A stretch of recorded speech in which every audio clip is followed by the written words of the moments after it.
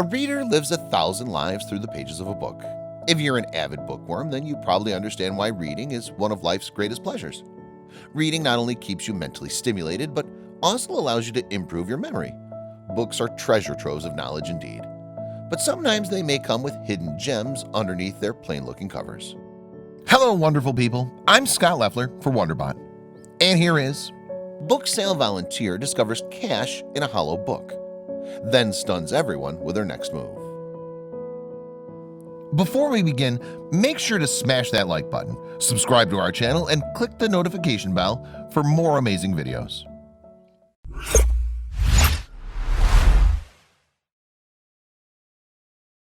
Books are a crucial part of our lives, but when you want to donate them, where are you supposed to go? For some reason, getting rid of our beloved books is no easy task. But every now and then we feel the need to declutter our homes from novels and books we've already read twice.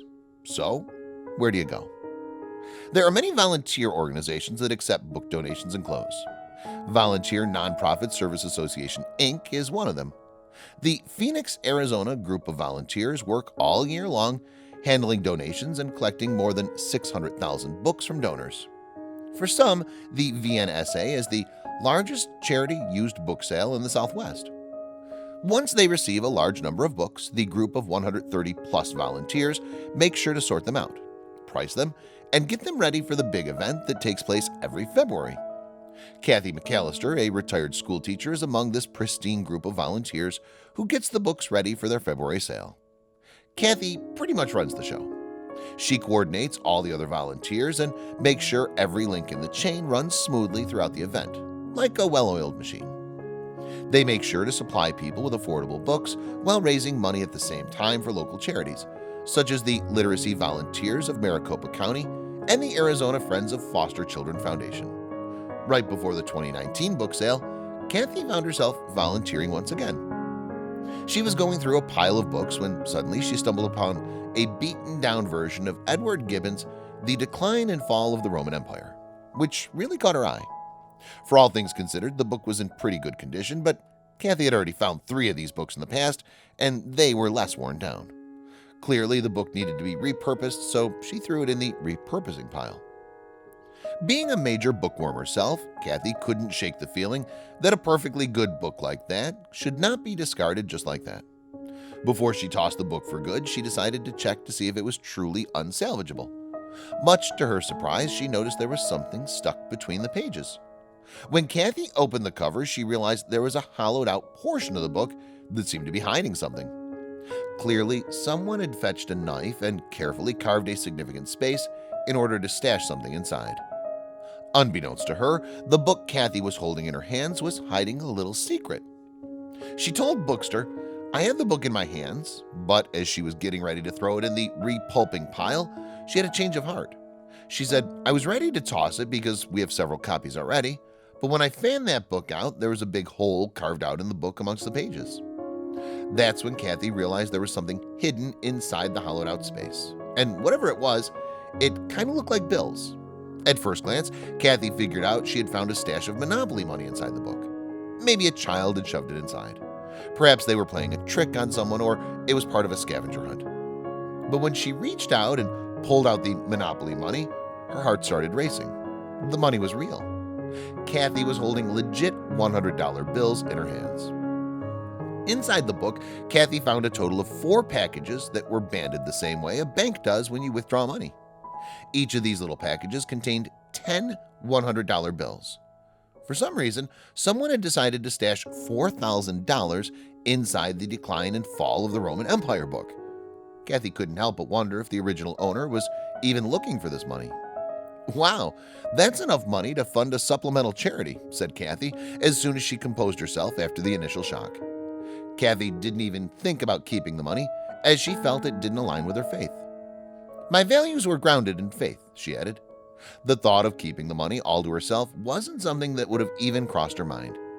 Kathy's views were deeply grounded in her faith. She explained that the church taught us what was right and wrong. It just becomes who you are after a while. All religious beliefs aside, anyone in her position would have been inclined to try to find the rightful owners. After all, they could have been looking for it already. Now Kathy needed to find a way to track them down. Fortunately, the planets aligned and Kathy found clues that would help her track the owners. Inside the book, she found a family letter that was addressed to the owner's children and their spouses. Luckily, the letter also featured the name of the previous owner. The previous owner had a unique last name, which made tracking them down a bit easier. Kathy ended up putting her FBI skills to the test by doing a little digging around online. Fortunately, she didn't have to wait too long. After only a few minutes, she tracked them down. Apparently, the money belonged to an unsuspecting man and his daughter who were about to get the shock of their lives. Kathy agreed to meet up with the owner's son-in-law, who quickly made arrangements for the family to pick up the money. Kathy would have loved to meet the family at her place, but she was working at the warehouse, trying to work on the finishing touches before the show. Funnily enough, the man's father-in-law didn't even remember he'd stashed the money inside the book in the first place. The family was thrilled and beyond grateful that Kathy had gone above and beyond trying to find them. And now they felt like it was their turn to give back and spread some kindness by making a large donation to the Volunteer Nonprofit Service Association. Soon enough, the story spread like wildfire.